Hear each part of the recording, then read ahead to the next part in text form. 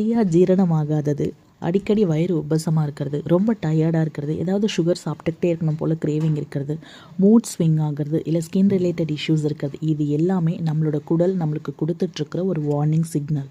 இந்த கட் நமக்கான டைஜஷன் உறுப்பு மட்டும் கிடையாது, இது second brain.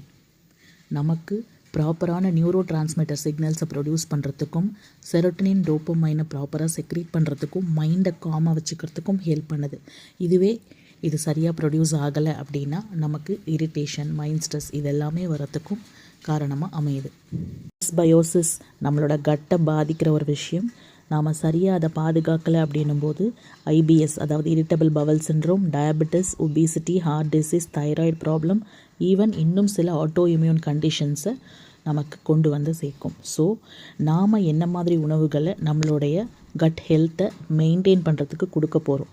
Probiotics food, prebiotics food. அதாவது செல்குள்ளே இருக்கிற பாக்டீரியாஸ் நல்ல பாக்டீரியாஸ், ஸோ இதோட க்ரோத் இன்னும் நிறைய இருக்கிறதுக்கு கொடுக்குற ஃபுட்டும், ஆல்ரெடி இருக்கிற பாக்டீரியாஸ் அதோட க்ரோத்துக்காக நம்ம கொடுக்குற ஃபுட்ஸும் தான் ப்ரீபயோட்டிக்ஸ் அண்ட் ப்ரோபயோட்டிக் ஃபுட்ஸ்ன்னு சொல்லுவாங்க. ஸோ எந்த அளவுக்கு அந்த மாதிரி உணவுகளை நம்ம எடுத்துக்கிறோமோ அந்த அளவுக்கு நம்மளோட கட் ஹெல்த் நல்லாயிருக்கும், சீராகவும் இருக்கும். ஸோ கட் ஹெல்த் நல்லா இருந்துச்சுனாலே ஆட்டோமேட்டிக்காக என்டையர் பாடியுமே வந்து பார்த்திங்கன்னா அதுக்கேற்ற மாதிரி ஃபங்க்ஷன் ஆகும். This is your Niranya, nutritionist. So gut ரிலேட்டடாக தான் என்னோட பிஹெச்டி தீசிஸ் பண்ணிகிட்ருக்கேன். உங்களுக்கு என்ன டவுட் இருந்தாலும் யூ கேன் கால் மீ.